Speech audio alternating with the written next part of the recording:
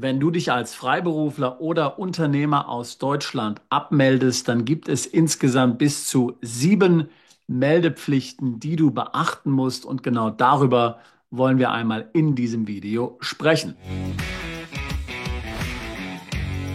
7 Meldepflichten, genau, du hast mich richtig verstanden. Du musst bis zu 7 Abmeldungen vornehmen, wenn du dich aus Deutschland verabschieden willst, wenn du auswandern willst. Zum Teil drohen empfindliche Bußgelder, wenn du diese Meldepflichten nicht beachtest. Fangen wir mit der ersten Meldepflicht an und diese ergibt sich bereits in der Vorbereitung deines Wegzuges. Gründest du zum Beispiel eine Auslandsgesellschaft, um ein Visum zu erhalten, dann musst du die Gründung dieser Auslandsgesellschaft dem Finanzamt melden. Das ist einer der Gründe, warum wir den meisten Mandanten empfehlen, die Gesellschaft erst dann zu gründen, wenn sie bereits ausgewandert sind, damit nämlich diese Meldepflicht wegfällt. Vielleicht willst du auch dem Finanzamt gar nicht mitteilen, was du hier an Auslandsvermögen neu aufbaust. Aber manchmal lässt sich das nicht vermeiden. Wenn du zum Beispiel ein Visum brauchst für die USA, dann hängt das ja alles an dieser Auslandsgesellschaft. Also musst du es machen, bevor du Deutschland verlässt. Hier dann also die Meldepflicht auf keinen Fall vergessen. Die Meldung erfolgt spätestens mit der Steuererklärung. Du hast dort also einige Zeit. Wenn du diese nicht beachtest, dann fallen bis zu 5.000 € Bußgeld an. Du kannst die Auslandsgesellschaft natürlich auch schon vorher dem Finanzamt melden. Ist sehr wichtig natürlich bei dieser Auslandsgesellschaft, dass sie keinerlei Geschäftstätigkeit aufnimmt, solange du in Deutschland bist. Die Auslandsgesellschaft darf in Deutschland keine Betriebsstätte auslösen. Kommen wir zur zweiten Meldepflicht und das ist nun tatsächlich die Abmeldung beim Einwohnermeldeamt. Die müssen zwar alle machen, nicht nur Unternehmer, aber sie ist auch natürlich für dich wichtig. Man muss hier ganz klar sagen, dass die Abmeldung für das Finanzamt nicht entscheidend ist. Selbst wenn du dich nicht abmeldest beim Einwohnermeldeamt, ist es trotzdem durchaus vorstellbar, dass die unbeschränkte Steuerpflicht in Deutschland beendet wird. Diese hängt bekanntlich am Wohnsitz und am Ort des gewöhnlichen Aufenthaltes. Die Abmeldung beim Einwohnermeldeamt ist eigentlich irrelevant dafür. Dennoch bist du natürlich verpflichtet, diese vorzunehmen. Du kannst sie eine Woche vor dem Umzug und 2 Wochen nach dem Umzug vornehmen. Bei vielen Gemeinden mittlerweile auch online. Ansonsten droht ein Bußgeld von bis zu 1.000 €. Ich kenne eigentlich niemanden, der diese 1.000 € bezahlen musste, aber jedenfalls in der Theorie sind die 1.000 € fällig.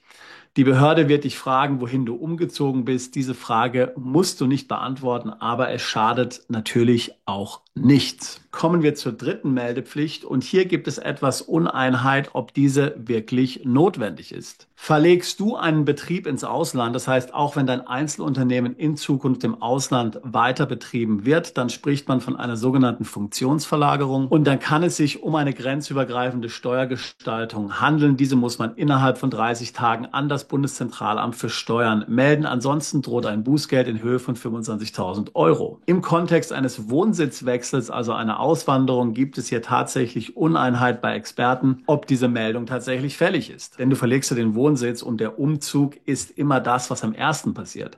Der Umzug ist garantiert keine grenzübergreifende Steuergestaltung. Selbst wenn du nach Dubai umziehst und in ein Niedrigsteuerland, dann spricht man eben hier nicht von einer grenzübergreifenden Steuergestaltung, denn der Umzug deiner natürlichen Person erfolgt bekanntlich immer aufgrund von persönlichen Präferenzen, weil dir das Wetter besser gefällt, weil du es dort schöner in dem Land findest und hier primär keine steuerliche Vorteilsnahme angenommen wird. Allenfalls, so geht man davon aus, nutzt du positive steuerliche Mitnahmeeffekte. Deshalb löst der Umzug an sich eigentlich keine Meldepflicht aus. Nach dem Umzug beginnst du dann das neue Unternehmen im Ausland. Das kann eine Fortführung des deutschen Unternehmens sein. Da wird Entstrickungsbesteuerung fällig, haben wir ja schon vielfach hier gesprochen. Ob dann in diesem Kontext tatsächlich, wie gesagt, die Meldepflicht fällig wird, stelle ich mal hier in den Raum und stelle ich definitiv in Frage. Das ist etwas, das du mit deinem persönlichen Steuerberater besprechen solltest. Ich weiß, dass viele Mandanten diese Meldung nicht machen. Nicht, weil sie diese Meldung nicht machen wollen oder weil sie etwas verstecken wollen, sondern schlicht und ergreifend deswegen, weil der Steuerberater ihnen gesagt hat, dass sie nicht notwendig ist. Und ich tendiere ehrlich gesagt hier in die gleiche Richtung. Dennoch wollte ich es erwähnen. Ich kenne Kollegen, die sagen, diese Meldung musst du unbedingt machen. Ich kenne bisher niemanden, der hier 25.000 € hat Strafe bezahlen müssen.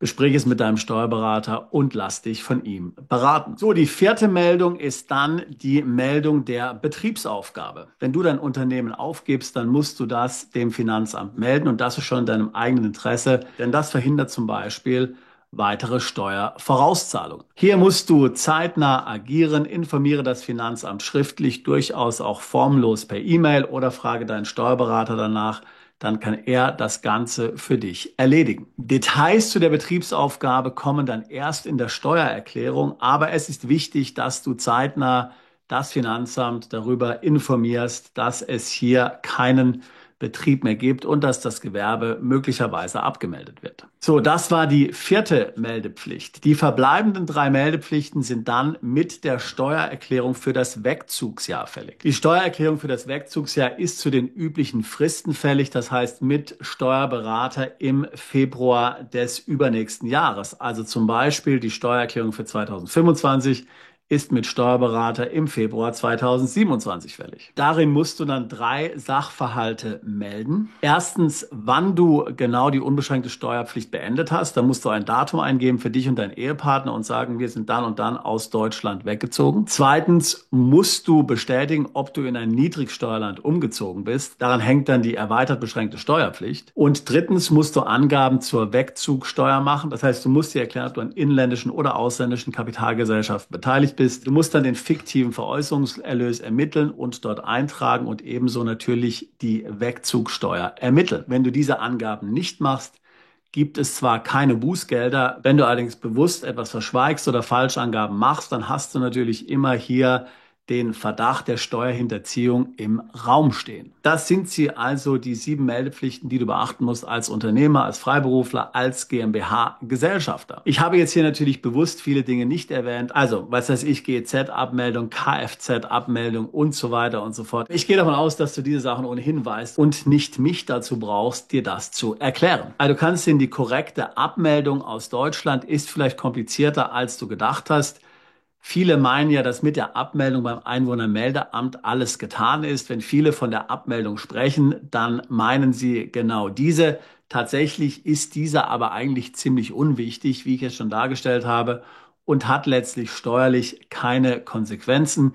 Viel größere Konsequenzen haben die anderen Meldepflichten, die ich hier genannt habe. Und du hast es gehört, da gibt es zum Teil ziemlich empfindliche Geldbußen, die hier fällig werden. Du kannst davon ausgehen, dass du auch noch jahrelang nach dem Wegzug vom Finanzamt hören wirst. Wir haben Mandanten zum Beispiel, die sind schon seit 5 Jahren aus Deutschland weg. Da ist das Finanzamt immer noch dabei, für einen dann aufgegebenen Betrieb hier eine Betriebsprüfung zu machen. Das ist keine Seltenheit. Du musst also wirklich davon ausgehen, dass du ja noch jahrelang mit dem Finanzamt zu tun hast. Ich rate dir also dringend, diese Sachen ordentlich zu dokumentieren, ordentlich zu organisieren. Stelle sicher, dass das Finanzamt dich erreichen kann, per E-Mail zum Beispiel. Oder noch besser, kläre mit deinem Steuerberater, dass er sich darum kümmert.